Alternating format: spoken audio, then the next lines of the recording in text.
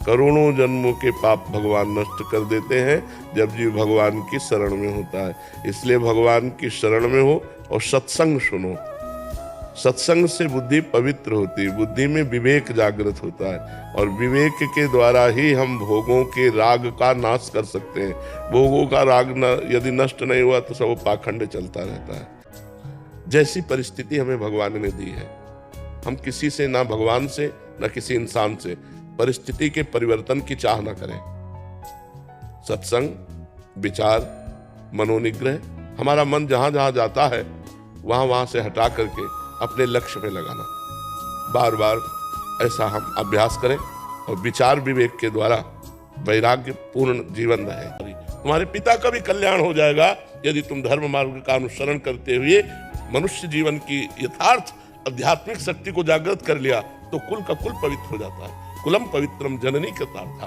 तो ये गलत आचरणों में नहीं जाना कि हमारा परिवार गलत आचरणों में जा रहा है तो हम गलत आचरणों में ही जाएं, क्योंकि अंतिम समय भगवान का चरणामृत नामामृत जिसके भी कान में चला गया उसका कल्याण हो जाएगा और उसका फल आपको मिलेगा पुण्य।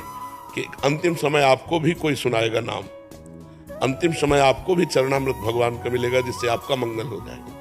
उनका पाप ही नहीं, प्राणों से अलग करके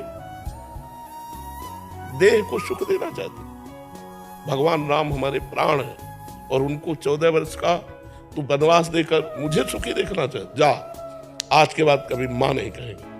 पूरा जीवन हो गया भरत जी ने कभी कैकेयी जी को मां नहीं कहा। गंदा आहार किसी को नहीं पाएंगे और रिश्तेदार बने रहे चाहे ना बने रहे, आप इसकी चिंता ना करो। कलिकाल है, अब प्रायः गंदगी ही बढ़ती चली जा रही।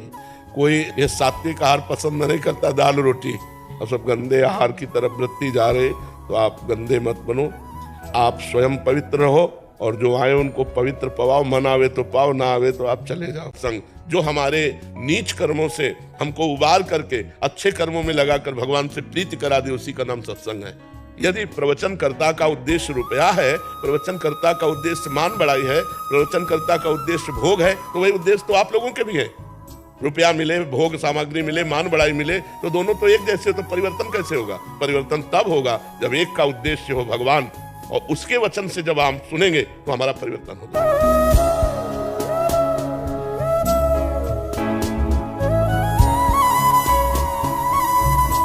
जो श्री विग्रह जिनके घरों में विराजमान है, एक आदमी तो सेवा में चाहिए। अगर ऐसा है कि आप कहीं रिश्ते नातेदारी में पूरा परिवार जा रहे तो फिर ठाकुर जी को ले जाना पड़ेगा। उनको फिर मूर्ति मान के घर में बंद कर दिया, फिर आकर सेवा की तो लाभ नहीं मिलेगा। उनको वैसे ही मानो कि हमें जैसे भूख लगती है ऐसे ठाकुर जी को भूख लगती है, हमें जैसे प्यास लगती है ऐसे ठाकुर जी को प्यास लगती है।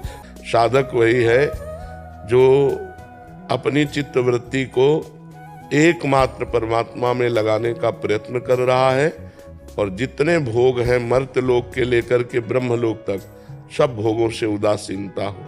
ब्रह्मादिक के भोग सब विषम लागत ताहि, नारायण ब्रजचंद की लगन लगी है जाए, तभी जीव का कल्याण होता है।